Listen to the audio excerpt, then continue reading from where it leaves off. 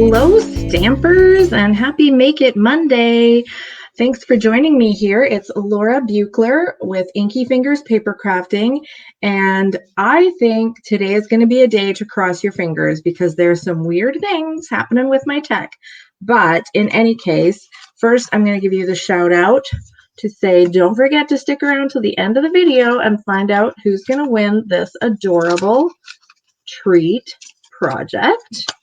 And I'll show you, this is the card that we're going to be making today. Isn't that cool? It's so simple. This is probably one of the simple stampingest cards that I've ever made.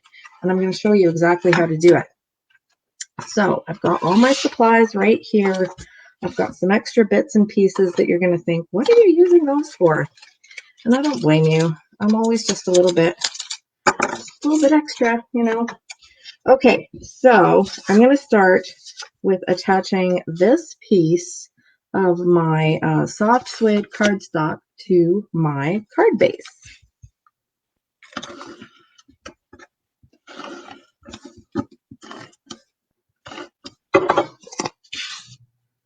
Just using really nice neutral colors for this card. And the nice thing about this technique that I'm going to show you,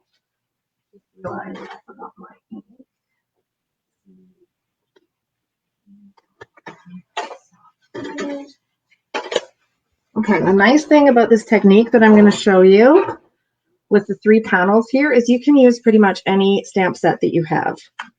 And it's just really cool, simple technique. So I'm going to put this to the side for now. The next thing that I have here is a piece of Stampin' Up masking paper. Now this is a really simple product, but I'm going to show you one of the many ways that we can use it. It's very cool. I am going to take this die from the Heron Habitat bundle, and I'm going to put it through my machine with the masking paper. Now that's pretty strange, right? Like, why am I putting through this masking paper with just the die? Nothing is stamped on there. Nothing interesting is happening yet, but just trust me. Just trust me. I've got a plan. It's all going to come together. So once I've got this cut out, what I've got now, zoom back in here, I've just got a heron, just exactly like the die is shaped, which is also just exactly like the stamp is shaped. Go figure. And the thing that's magical about it is that it is sticky, but it's not too sticky. It's not adhesive sheet, it's masking paper. So I'm going to take this backing off, and I'm going to, let's see, there's my sleeve. I'm going to put this on and off my sleeve a couple of times to kind of get rid of some of the stick. So I don't want it to be too sticky. Oh boy, there we go. Okay, so now we can see it's less sticky. This is a product that came out in the last annual catalog. And it's easy to miss, but it has lots and lots of great ways that you can use it. This is just one of them. And the way I'm going to use it is basically being a placeholder for the heron that I'm going to stamp. Because what I don't want is when I stamp this greenery around the heron, I don't want, say, the bulrushes to go right up through the heron's body. I did that the first time. Trust me, it looks weird. So I'm going to grab some scrap paper, put that underneath where I'm stamping, and I'm going to start with mint macaron. And I've got my stamps here from the beautiful Heron Habitat stamp set. And I'm going to use this one and this one to create this scene around my heron. My friend Diana and I often go walking at Buttertubs Marsh here in Nanaimo. We often see herons there while we're walking. They're so beautiful, so elegant. I'm sure they're not elegant every moment of the day, but they usually are when we see them. Okay, so we've got some beautiful seagrass around the heron. And now I'm going to get my old olive ink pad and I'm going to add some bulrushes.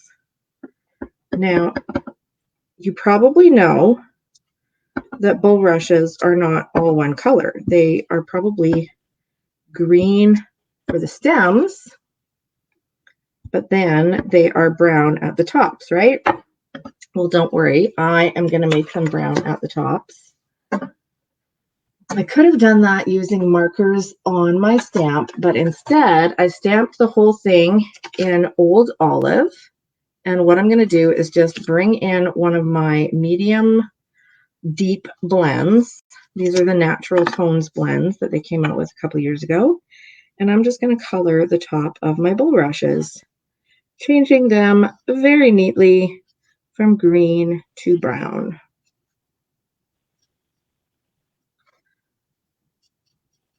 Don't really need to color that one because it's right on the heron, so that's going to go away when I peel off my masking paper. I know that doesn't make a lot of sense yet, but just trust me. Hey, Carol, thanks for joining me. Yeah, this is a really cool card, isn't it? All right. So now I have added the brown to my bulrushes, so they look more like what they actually look like in nature. And now I can go ahead and peel away the masking paper. So what that has created for me here is a heron-shaped space where the bulrushes and the seagrass did not get stamped, so that I now have room to stamp my heron. Now, I want to tell you something about this heron stamp. Again, this is the Heron Habitat stamp set. Really, really beautiful. Few different birds for you to stamp and a great collection of sentiments too. If you look closely at this stamped heron, do you see all that detail in the body and the wings? I think that is stunning. So you want to make sure when you are stamping this heron that you are using an ink pad that is not too juicy. If your ink pad is too juicy, it won't pick up all that detail. It'll just be one solid color and it'll still look great, but not as awesome as it was meant to. So I'm going to line this up right in that space that I created. Look at that. Okay, so look at how that bulrush ended because it's going behind the heron now, right? And there was some space down here for the heron's feet.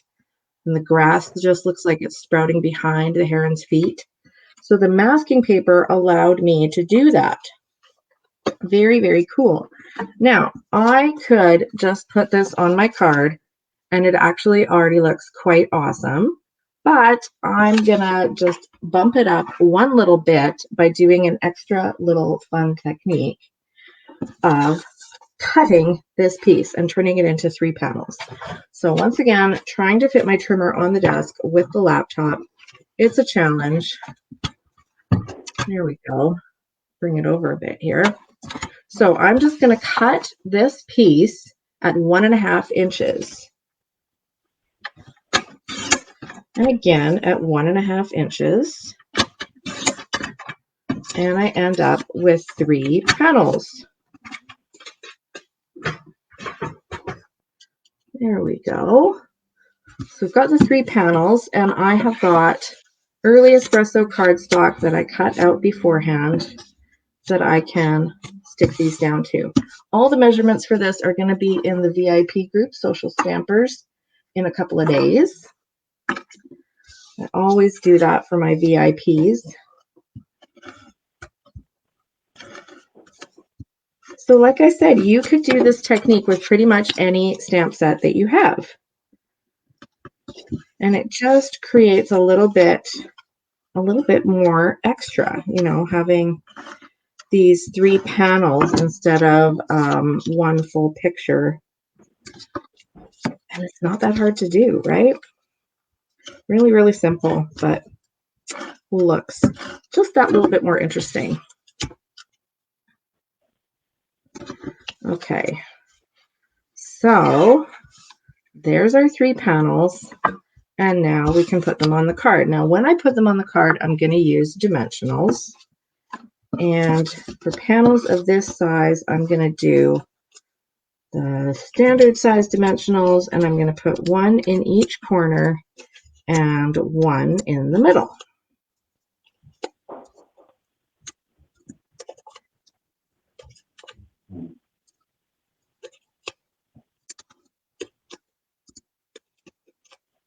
So what have you been crafting lately, Carol? I know you craft all the time. What you been doing?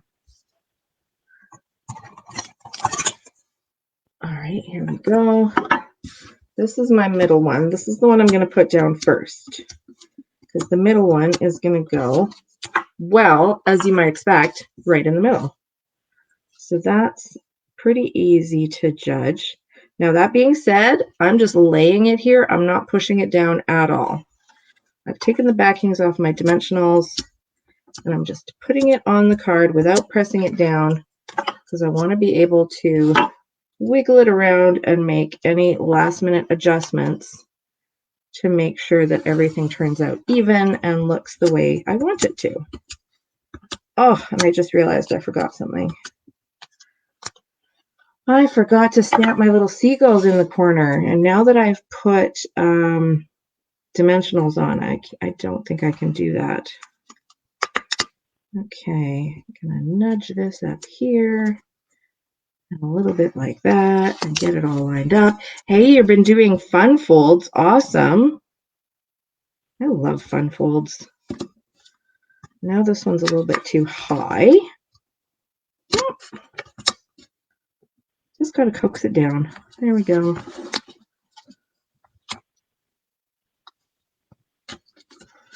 There we go. We've got our heron.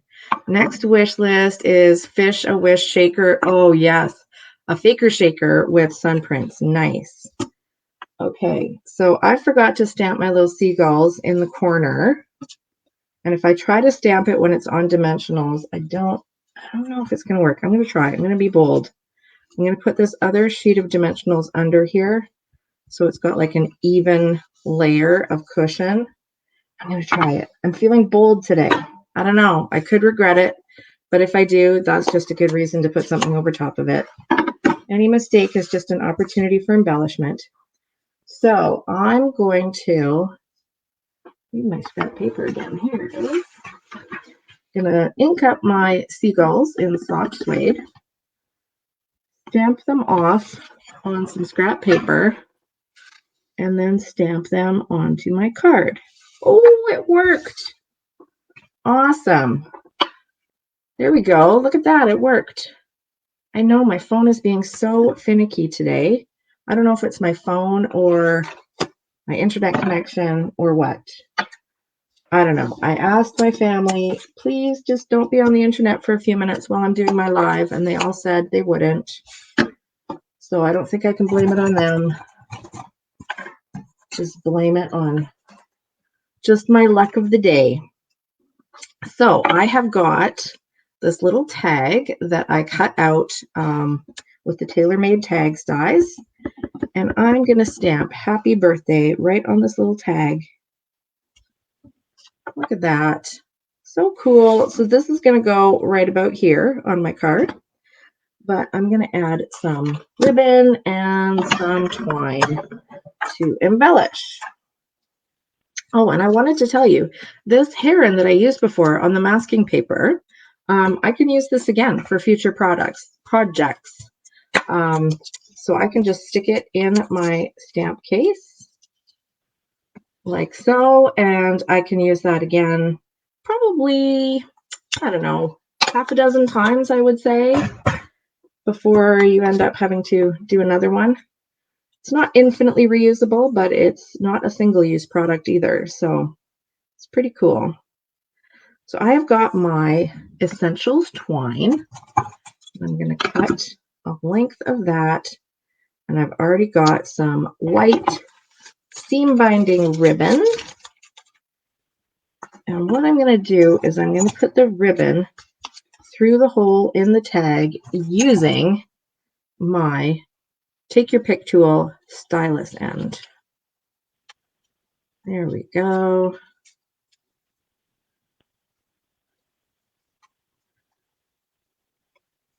So I've got my ribbon through, and now I'm going to take this twine and tie a little bow right around those ribbon ends.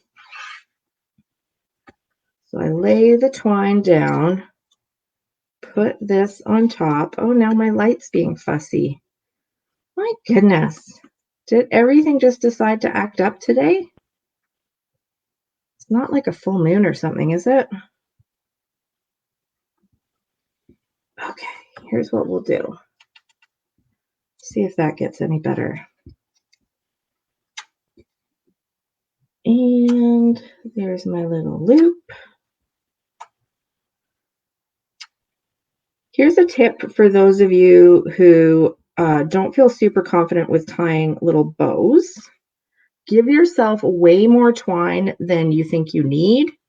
So you've got lots of room to do what you want to do. And when you get to the end here, you can just keep pulling on the string and shrinking the little loops until they are the size that you want them to be.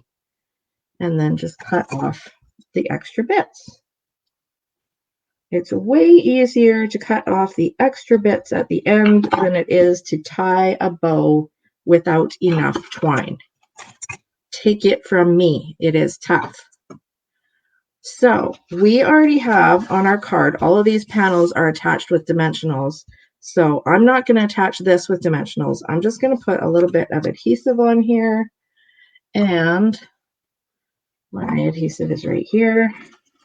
And then I'm just going to pop it on right on top of these panels in a jaunty, chaotic kind of way, as if I care not for symmetry and other sorts of things. Then I have got these faux sea glass shapes embellishments, and I'm going to use the putty end of the Take Your Pick tool, and I'm going to put some sea glass in the little river scene here. Oh, hey, Dawn is here with us too. That's awesome. Thanks for joining us, Dawn. So if you are enjoying the video, whether you're watching live or watching replay, I would love for you to hit that heart button, because it tells Facebook that my content is interesting and useful. Oh no, my phone has completely quit on me, or my internet connection. Okay, well, I'm just going to have to do the rest of this a different way. Okay, here we go. Let's just swap that like that. There's my card. I added the sea glass right here at the bottom in a couple different spots. Yeah, thank goodness, Carol. My voice comes through the computer, not the phone. It's only the phone just shows my desk. So there's the card. You'll get a chance to win this card next week if you share the video. Just make sure that you leave me a comment below that you've shared, because sometimes Facebook doesn't always show me the names of who shared it. So I think this is a really fantastic masculine birthday card. As I said, you could do this simple technique of cutting your picture after you've stamped it. I just cut mine at 1.5 inches. You could do that with any stamp set you want. So why don't you give that a try and post it on Share It Saturday, because I'd love to see what you all create. That'll be fun. All right, so now I get to do the fun part of giving away this project. And I'm excited to say that I get to give it away to somebody that I don't even need to mail it. I don't need to take it apart and mail it. I just get to hand it over to them like this. So congratulations to Maury. You have won this adorable little bunny treat box and the treats inside. I think you deserve it, my friend. So let me know, send me a message and we'll connect, and I'll give you your treat. Thanks everybody so much for watching, even with the tech difficulties. I hope you had fun. Remember that you can purchase all the products shown on my website, inkyfingers.ca, and you'll also find lots more project tutorials and videos, my events calendar for in-person and virtual classes, and all the current catalogs, and the sign up for my email newsletter. I put out tutorials and all kinds of tips and tricks and info in my newsletters every week, so I'd love to have you on board. Just check out the link right here. There it is, inkyfingers.ca. Have a great week, everybody. Happy stamping. Bye.